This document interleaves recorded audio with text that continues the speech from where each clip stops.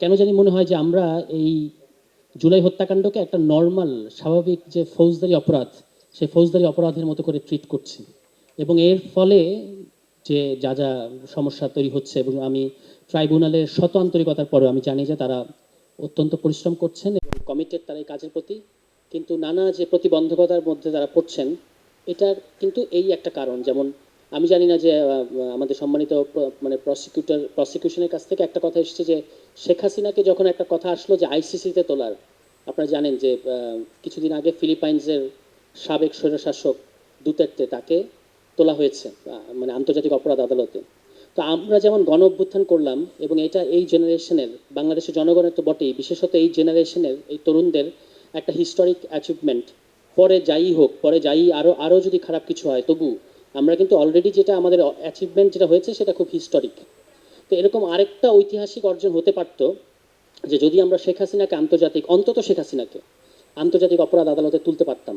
বা এখনও আমরা এটা কেন ভাবছি না আমি জানি না, কারণ এটা করতে পারলে এই যে এখন যে কথাটা একটু আগে আমাদের সম্মানিত মাসুদ ভাইও বলেছেন যে বিচার না হওয়া পর্যন্ত নির্বাচন, কিংবা এই কথাগুলো বললেই কিন্তু আমাদেরকেও কাঠগড়ায় দাঁড় করানো হচ্ছে যে আপনারা নির্বাচন বাঞ্চার জন্য বিচারকে ঢাল হিসেবে ব্যবহার করছেন।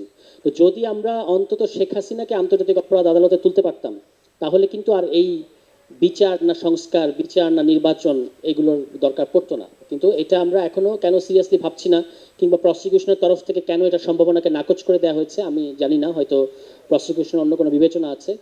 তো বিচারের প্রশ্নে আমার হচ্ছে এটা অবস্থান যে আমরা আমরা একটা বাংলাদেশে গত জুলাই মাসে যেটা জাতিসংঘের ডকুমেন্টে পরিষ্কার বলা হয়েছে যে বিশ্বাস করবার যৌক্তিক কারণ আছে যে বাংলাদেশে একটা ক্রাইমস এগেনস্ট হিউম্যানিটি ঘটেছে। এইটাকে আমরা খুব বেশি মানে এটার গ্র্যাভিটিটাকে আমরা বুঝতে পুরোপুরি পেরেছে কিনা সে ব্যাপারে প্রশ্ন আছে। এর বাইরে এরপরে সংস্কারের যেটা সংস্কার সংস্কার বাংলাদেশে নতুন কোনো কথা না। এখানে মঞ্জু ভাই আছেন, মঞ্জু ভাই সহ মানে তার দল সহ এখানে আরও কিছু কিছু ছোট ছোট দল কিন্তু এই গণ অভ্যুত্থানের আগের থেকেই সংস্কারের কথাগুলো বলে আসছিলেন। ফলে সংস্কার বাংলাদেশ কিংবা সেই যে নিরাপদ আন্দোলনের সময় থেকে শিক্ষার্থীরা কিন্তু সংস্কার মেরামত এই কথাগুলো বাংলাদেশের রাজনীতিতে বা জনপরিসরে তারা নিয়ে এসেছে। ফলে এগুলো কোনো নতুন কথা না। যেটা হয়ে গেছে গণ অভ্যুত্থানের পরে এটা একেবারে একটা অনিবার্য বাস্তবতায় পরিণত হয়েছে। এই সংস্কার আমাদেরকে করতে হবে এবং কমিশনগুলো গঠন করা হয়েছে, অনেকগুলো কমিশন আলাদা আলাদা কাজ করেছে। অনেকগুলো বিষয়ে আমাদের অনেকগুলো প্রশ্ন থাকার পরেও আমরা কিন্তু এই প্রসেসের মানে কোঅপারেট করেছি। যেমন কতগুলো আমার কাছে মনে হয়েছে যে অনেকগুলো মানে লুপহোল আছে এই পুরো প্রক্রিয়ার মধ্যে, সংস্কারের প্রক্রিয়ার মধ্যে। যেমন আপনারা যদি যাদের মনে আছে, মঞ্জু ভাই আছেন তিনি আরও ভালো জানবেন যে 90-এর স্বৈরাচার পতনের পরে, এরশাদের পতনের পরে যে তত্ত্বাবধায়ক সরকার গঠিত হয়েছিল, প্রথম যে তত্ত্বাবধায়ক সরকার শাহাবুদ্দিনের সরকার, তারা 29টা টাস্ক ফোর্স করেছিলেন বিভিন্ন বিষয়ে সংস্কারের উদ্দেশ্যে এবং সেগুলো দিয়ে দেওয়া হয়েছিল পরবর্তী নির্বাচিত সরকারের কাছে। কিন্তু ইতিহাস বলছে যে একটা সংস্কারও বাস্তবায়ন হয় নাই। এটা হলো 1 নম্বর কথা। 2 নম্বর কথা হচ্ছে 3 জোটের বিখ্যাত রূপরেখার কথা আপনারা জানেন। 3 জোটের রূপরেখা যেটা একই দিনে 1990-এর 19 নভেম্বর ঢাকা শহরে 3টা আলাদা আলাদা স্পটে 3টা রাজনৈতিক জোট, আওয়ামী লীগের একটা জোট, বিএনপির একটা জোট, বামপন্থীদের একটা জোট, এরা একটা 3 জোটের রূপরেখা ঘোষণা করেছিল। সেখানেও কিন্তু অনেকগুলো কথা ছিল যে বাংলাদেশে কখনো আর ভোট কারচুপি হবে না, বাংলাদেশে কখনো মিডিয়া কু হবে না, বাংলাদেশে কখনো মত প্রকাশের স্বাধীনতাকে হস্তক্ষেপ করা হবে না এবং একদিনের জন্য অনির্বাচিত সরকার ক্ষমতা ক্ষমতা গ্রহণ করতে পারবে না, ইত্যাদি ইত্যাদি।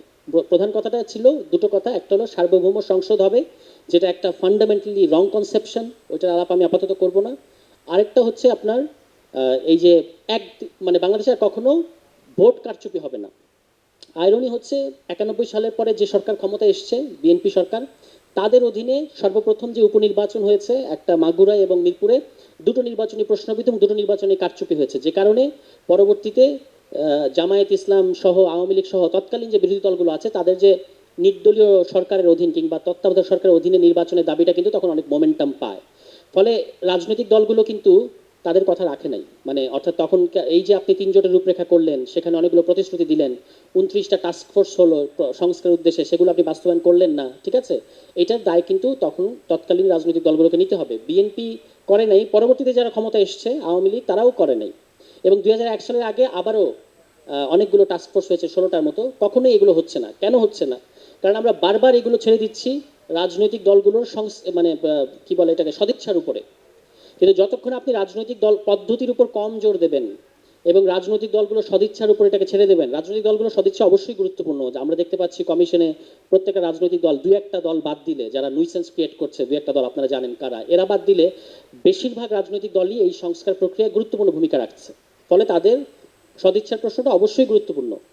কিন্তু এর বাইরেও যে ব্যাপারটা আছে সেটা হচ্ছে পদ্ধতির বিষয়টা আমরা ওভারলুক করতে পারি না। এখন আমরা যেখানে এসে দাঁড়িয়েছি, এই যে এখানে সাব ক্যাপশনে লেখা কোন পথে বাংলাদেশ, বাংলাদেশের পথ আসলে একটাই, সেটা হচ্ছে বাংলাদেশ আলটিমেটলি নির্বাচনের দিকে যাবে। এখন কি ধরনের নির্বাচন হবে এইটাই হচ্ছে মূল প্রশ্ন। অর্থাৎ আমি বলতে চাচ্ছি যে গণতান্ত্রিক প্রক্রিয়ায় বিচার সংস্কার ইত্যাদির মধ্য দিয়ে যে টাইম ফ্রেমের কথাটা আমরা জানি, এই টাইম ফ্রেমের মধ্যে একটা নির্বাচন, গণতান্ত্রিক প্রক্রিয়ায় স্বাভাবিকভাবে সুষ্ঠু একটা নির্বাচন যার মধ্যে দিয়ে জনগণের ভোটাধিকার প্রয়োগ করা এবং জনগণের মতের প্রতিফলন ঘটে, এই ধরনের একটা নির্বাচন যেটা আমরা সবাই চাই।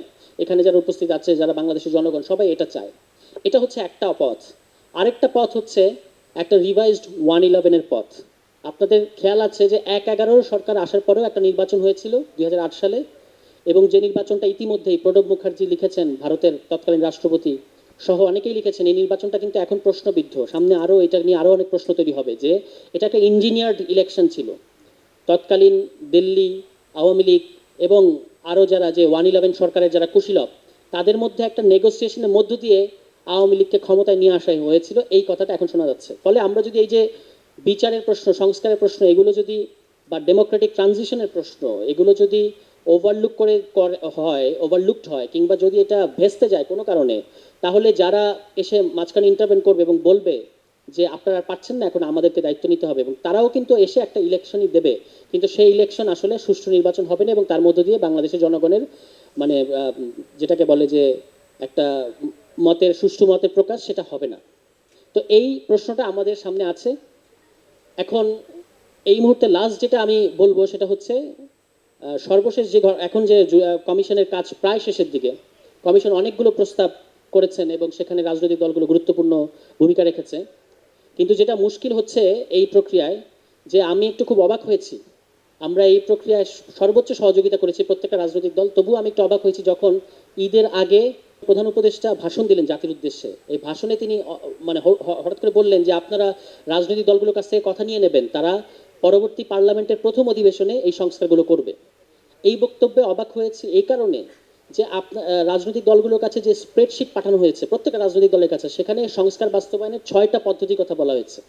যে গণভোট, নির্বাচনের আগে গণভোট, নির্বাচনের সময় গণভোট, গণপরিষদ, গণপরিষদ কাম পার্লামেন্ট এবং পরবর্তী নির্বাচিত সরকার। তার মানে 6টা পদ্ধতির মধ্যে প্রধান উপদেষ্টা তার ভাষণের মধ্যে ইতিমধ্যেই একটা পদ্ধতির প্রতি পক্ষপাত দেখিয়েছেন।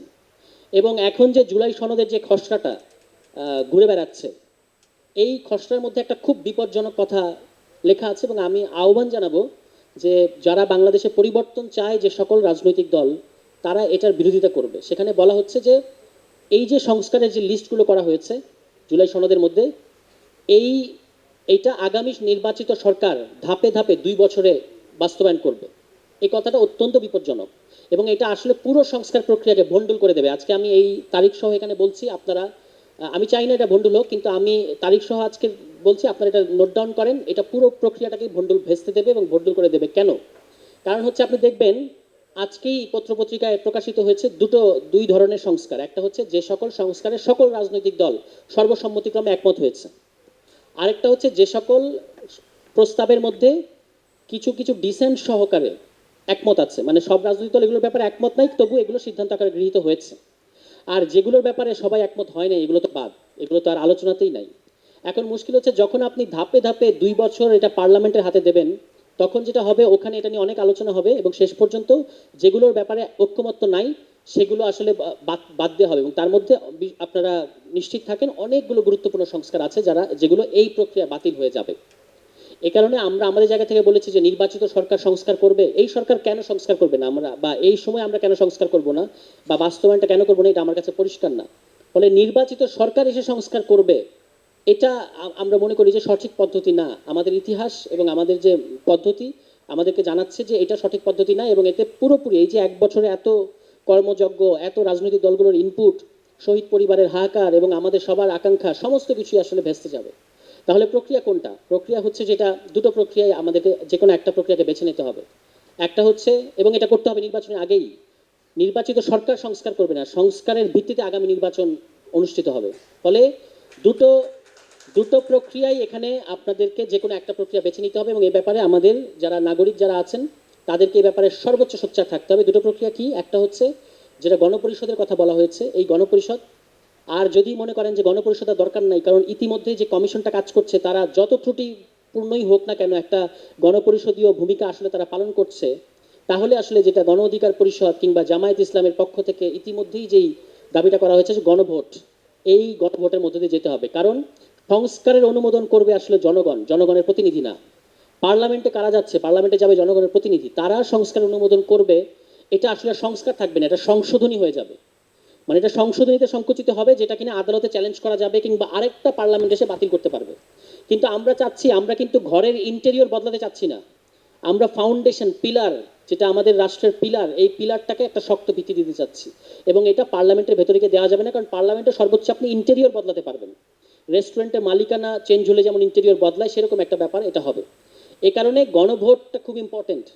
যে গণপরিষদের পরেও গণভোট হতে হতো, এখন যেহেতু এক ধরনের গণপরিষদীয় ভূমিকা এখানে রাজনৈতিক দলগুলো ইতিমধ্যেই এই রোলটা প্লে করেছে, ফলে গণভোটের মধ্য দিয়ে আপনাকে জুলাই সনদ বাস্তবায়ন করতে হবে। এটা হতে হবে হয় নির্বাচনের আগে অথবা নির্বাচনের দিন একই সাথে। নির্বাচনের দিন একই সাথে কীরকম? আপনি দুটো ব্যালটে দুটো ভোট দেবেন, একটা সরকার বাছাইয়ের ভোট এবং আরেকটা হচ্ছে যে হ্যাঁ না ভোট দিয়ে আপনি সনদের পক্ষে অবস্থান নেবেন। ঠিক আছে? এই পদ্ধতি যদি আমরা একমত না হতে পারি এবং এই পদ্ধতি যদি আমরা অর্জন করতে না পারি, তাহলে কিন্তু আমাদের এই জুলাই সনদের যেই যেগুলোর বিষয়ে আমরা ইতিমধ্যে একমত হয়েছি বা আমরা যেগুলো ভাবছি, যেগুলোর কথা মঞ্জু ভাই বললেন, যেমন 70 অনুচ্ছেদের কথা আমি বলি, এটা বলে আমি শেষ করবো। 70 অনুচ্ছেদের ব্যাপারে কিন্তু দুটো জিনিস এসছে, যে আস্থা ভোট এবং অর্থ বিল, এছাড়া আপনি সংসদ সদস্যরা স্বাধীনভাবে মত প্রকাশ করতে পারবে। একটা বড় রাজনৈতিক দল কিন্তু বলেছে যে আমরা নোট অফ ডিসেন্ট সহ এটা মেনে নিলাম, আমাদের ইশতেহারে যে কথাটা থাকবে, আরও যে সমস্ত বিষয় থাকবে সেগুলো আমরা অন্তর্ভুক্ত করার চেষ্টা করব। ফলে তারা কিন্তু পার্লামেন্টে গিয়ে তারা যে সমস্ত বিষয় চায়, যেমন রাষ্ট্রীয় নিরাপত্তা, হ্যাঁ, আরও অন্যান্য বিষয়, এগুলোও কিন্তু তারা এর মধ্যে যুক্ত করে দেবে। ফলে আমরা যেটা ভাবছি যে সংসদ সদস্যরা স্বাধীনভাবে মত প্রকাশ করতে পারবে পার্লামেন্টে, এটা কিন্তু তখন আর ঘটবে না। ফলে এই ব্যাপারগুলোতে আমাদের সচেতনতার দরকার আছে এবং এখন থেকে আমাদের বলার দরকার আছে যে হয় গণপরিষদ কাম পার্লামেন্ট, যেটা এই যে জুলাই ঘোষণাপত্র হবে।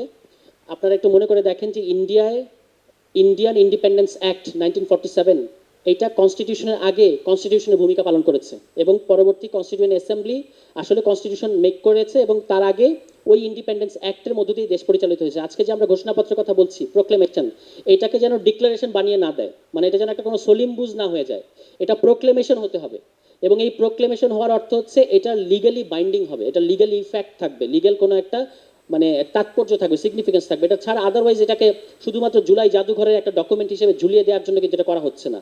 ফলে এই জিনিসগুলোতে আমাদের শক্ত অবস্থান নেওয়ার ব্যাপার আছে। জুলাই প্রক্লেমেশন এটাই হতে পারে ইন্টারিম কনস্টিটিউশন, যার ভিত্তিতে জুলাই সনদ এবং যার ভিত্তিতে আগামী নির্বাচন হবে এবং সেই নির্বাচনে যারা বিজয়ী হবে তারা আগে একটা কনস্টিটিউশন বানাবে, যদি তাদেরকে আমরা গণপরিষদের রোল দিই। আর যদি সেই প্রক্রিয়া রাজনৈতিক দলগুলো একমত না হয়, তাহলে আগে গণভোট করেন, গণভোটের মধ্যে দিয়ে আমরা কনস্টিটিউশনে কী কী জিনিস চাই সেই জিনিসগুলো আমরা নিশ্চিত করব এবং তার ভিত্তিতে আসলে আগামী নির্বাচন অনুষ্ঠিত হবে। এই পথটাতে আমাদেরকে জোর দিতে হবে, কারণ আমাদের জনগণের স্বার্থটা এটার মধ্যে নিহিত আছে।